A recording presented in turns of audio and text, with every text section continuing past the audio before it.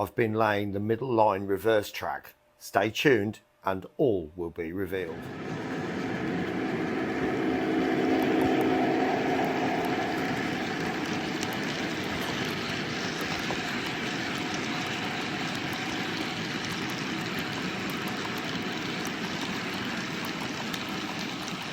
Good morning everyone and welcome back to Piccadilly Eastway and to a bit of a scene of devastation by the looks of things. But today is the day I start putting in this central line coming down the middle here, which joins up this point, that point and that point and that point, and which will enable me to be able to turn a train around completely so that the locomotive is always facing forward, so I can take it down to the fiddle yard, turn the locomotive round and come out and repeat the process. Obviously, I do need to isolate this track completely from the main running lines, because obviously the polarity changes from that side to this side, and obviously the train will come across and effectively go across there like that. Welcome back. Now, so you can see now I've got one of the two code 100 Y points here. The other one is just behind me. So I'm going to be thinking about wiring this for DCC. Now, first thing I notice is that it's got a wire coming across here. So that implies that the frog might be separate from this section. So let's just have a quick check of that. So I've got my multimeter here set to continuity. So if there is a connection, the multimeter will bleep. So I'm going to put a feed onto that one, or a terminal to that one. Right, so that is connected to that. So if I look now at the Pico instructions, I'm not sure they're going to be of any help at all actually, because it does talk about having a wire that we cut across there, implying there'd be a gap, as there has been in the past. But if you look down there, apart from that bit there is no gap. And obviously you wouldn't cut a wire from there, because the whole of those switch rails would just fall out. That wouldn't be a lot of good, would it? So there's no wire here. So all of that, let's just have a check. Is all of that connected across there? So I'll put a terminal there. Right, so that side is connected to that side. So let's have a look again. Oh, I see. Right, so what we've got here then, there's this wire and it's connected to there and there, which would be the two wing rails, these two. And obviously the one in the middle is connected to the V-shaped frog, just there. Now, what I think it might be easier for me to do, because these wires are very fragile and that solder joint wouldn't take a lot to break. So what I think I'm going to do is remove this wire and then make a cut across there. So take that piece out, take that piece out, and then solder a wire directly across and then have that come down. I might use my standard green wire for that, which is considerably tougher than what this would be. And then hopefully that should isolate these two rails from each other. So let's get this out first and we can have a check. Right, now before I actually do anything, please understand there are different ways you could get this to work on DCC, and we each choose the method that we feel comfortable with, or the method we are most proficient at. And just because somebody has a different idea, it doesn't mean it's wrong. So I'm just going to put that out there because of the comments I had from the last video. And to be honest with you, if somebody does make a rude comment, I will just delete it and potentially even block that person from a channel. It is all about being kind and respectful, even if you don't agree with the way things have been done. Okay, so I have managed to break the wire across all three sections just there. So let's just do another continuity check. What I'm hoping for is that the frog is completely isolated from this wing rail, which is also then completely isolated from this wing rail. So in theory, 3 separate parts completely isolated from each other. So again, the multimeter is on continuity. So it'll bleep if there's a connection. Good. Good. Now let's just check across each of those. Good. Now that will be connected here. So if I put that across there, yes. But that should not be connected to that one at the moment, and nor should that one. They are completely dead from each other. So that means then, if I cut across there and solder a wire from across those 2 joints and then down, that should be absolutely fine. And then if I say cut across there, join those 2 wires together and those 2 lines together, so that this line is connected to this one and this one is connected to that one. That should improve the reliability. Otherwise, you are relying on the connection here, and that this switch rail touching the stock rail, and if you get the slightest bit of dust caught in there, it will be just enough to stop it from making a connection. Right, so I've cut out these sections here. You might be thinking, why have I done that one? So I can get a file in there basically. It's important to take the surface of the metal off, and then the solder has a better chance of bonding. If I left that in, I wouldn't be able to get in quite as well, and it doesn't matter if you end up filing a little bit of that. So just making a connection across there, or roughing them up a little bit is what I'm trying to say. Okay, so this point has now been wired for DCC, so you can see there is a wire connecting those 2 rails there, which are the 2 frog rails, which are joined at the end anyway, and that I've cut through those sleepers there, and that you might be able to see there's a wire going across those 2 and then across those 2. You can probably just about make those out. So these 2 and these 2, they are not joined either side. So let's just do another quick continuity just to double check. So if I put that onto that part there, that should be separate and that should be separate, and those 2 across there, yeah, those are separate as well. So that's got to be a good thing. But if I put across there and there, you can hear there is a join. Across there and there should be a join, but if I do that, there should not be a join, which has got to be good. Right, so that one should be connected to there. Yeah, absolutely. So all I've got to do now is do the other one, and then we're ready to put them on. So there it is.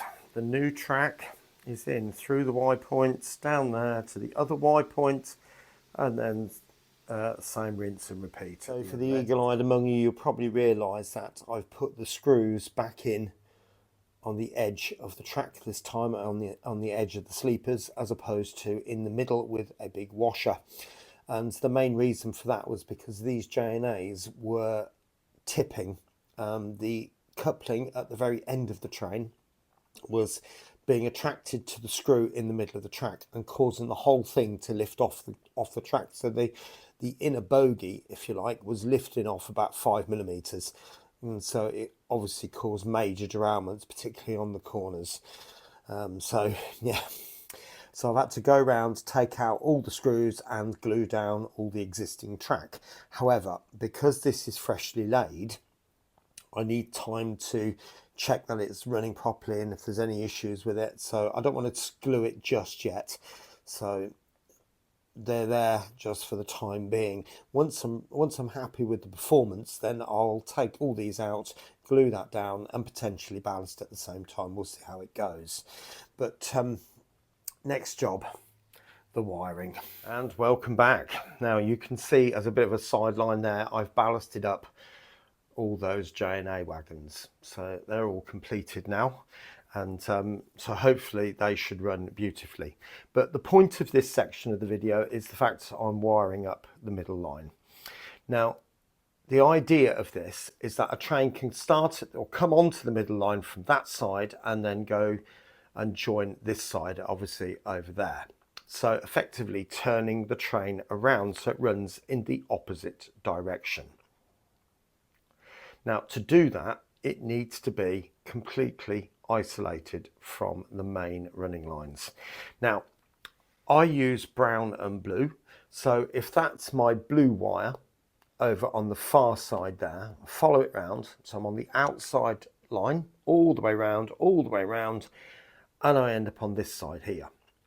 So it would be on the bottom of this line and on the top of that line. So I can't just take a train down the middle line because it'll either short out just there or over there. So I need something to help me with that. And that's where this comes in. Now, I got this from one of my local model shops. I was hoping for the Gauge Master one, as I've had experience with that, but this one hopefully will do the job just as well. Now, it's got two sections, an in and an out. So you can see hopefully from there, in one next to the big blue blocks, in 1 and 2, and then out 1 and 2, just around there. So the idea would be that you take a line in from your main running lines. These are your everyday common or garden, straight from the DCC. That goes into those two lines there. And then the track that you want the polarity to switch to, or switch, it comes out of these two lines, or two wires, terminals, whatever you want to call them, and goes to your main block there. Now, on my section here, I'm not going to go into huge amounts of depth because it does look quite complicated. This is just a junction box. These two here are frog juicers because obviously I have 2 points and one at that end. So I need those to run the frogs for that. Now, these 2 wires here are my main track wires, and my blue comes from underneath there and goes up into this switch and then out again, purely because I can switch the line off. And yes, I didn't quite make it long enough, so I've had to put a little terminal block in there to make it a bit longer. But I will be then able to switch off that middle line and then operate it independently. Now, do understand though, it is connected to this, and I can't run that line without this one being on. So that is my only downside, but it's a separate track. Now, when you set one of these up, you do need to, as I said, make it completely isolated from the main track. So you will see there are 2 plastic fish plates there, and the same at that end, and the 2 points at the far end over there. Now, also, this track has to be long enough to take your whole train. If it's not, and it's too short, what you'll find is then there could be a connection made at both ends of the polarity, or the reverse loop, and it will confuse the unit and possibly even burn it out, because you're switching from one polarity at one point, and then a few seconds later you're switching it back again, and somehow it's not going to work, because you've got a train, you've got your wagon crossing that point there, and the locomotive crossing that point there, and it will just short. And then I don't know what would happen. I don't want to try it, to be honest with you. So it's important that your whole train will fit into your reverse loop in its entirety. No compromises on that one. But anyway, you might have also noticed I've surface wired these sections here, and I've done that for a reason. It is quite complicated to get underneath with the traverser in place and all these ramps in place, so I've decided just to put surface wires on. And as you're going along in the train, if you look out the window, you'll see wires everywhere, and to be honest with you, I've put them on quite sloppily in that particular case, and if it shows through, I'm not worried. I really am not. And I think it will just add to the interest. Or where's a wire sticking through there, but it is actually a live wire. At these points here, and the same again at that end where the point is, I've literally just taken a wire and fitted it closely towards the sleepers, but again the ballast will cover over it, and if need be I'll just put a bit of ballast over the point, over the sleepers there. It will be absolutely fine. So anyway, I've now got to get all this wired up, and hopefully it'll work. Well, that was quite a task, but it works, and that is the main thing. Now I'm going to demonstrate this to you. As you can see, the 08 is on the middle line. I've got the iPad on covering these two lines, so I'm going to go from middle line and then back to the same place in the middle line. Now what I want to point out to you is that the 08 is on the right and the snowplow is on the left. So if I just go like that, oops, go back to the 08, bit of a toot. I will make it a bit faster, otherwise it will take forever. So that's going to go around this side. Switch that point.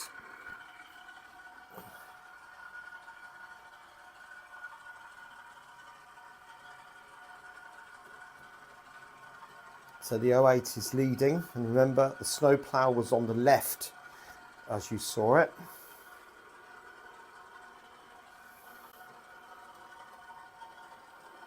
Here we come. Do you know, I put the, just as a quick aside, I put the TXS decoder in this with the stay alives, and it does work, but it does take a bit of getting going. Anyway, there you go, look at that. So you can see now the train has turned around and is now facing the other direction. So hopefully, let me just stop it. And a bit of brake. There we go. So hopefully you can now see what I was trying to do right from the beginning. And now this works. There's nothing stopping me from now running a train down to the Fiddle yard. Obviously, I need to fit that. Right, I've also just noticed something regarding this. Now, what I'm going to do, if you notice there, particularly at the top, we've got red and yellow in that orientation. Now, I'm just going to take the 08 across the joint, if you like. So I'm going to switch the point just here. And as it goes back, hopefully you should notice it switch. Now, I'll just bring you out of it so you can see what the 08 is doing. So it's got a little way to go yet. So that should switch now, watch. Do you see that? So if I bring the point, if I bring it round again, and the 08 is over there. So we're getting close to the area now, so I'm going to go back down to the module. Watch that yellow light. And it switches, and it's showing you what it's doing, which the Gauge Master one doesn't do. So I actually quite like this better than the other one. But anyway, I think I'm going to leave the video there. I hope you've enjoyed it. Anyway, you take care of yourself, and I'll see you again next time when I perhaps look at the turntable. Take care of yourself. Speak soon. Bye for now.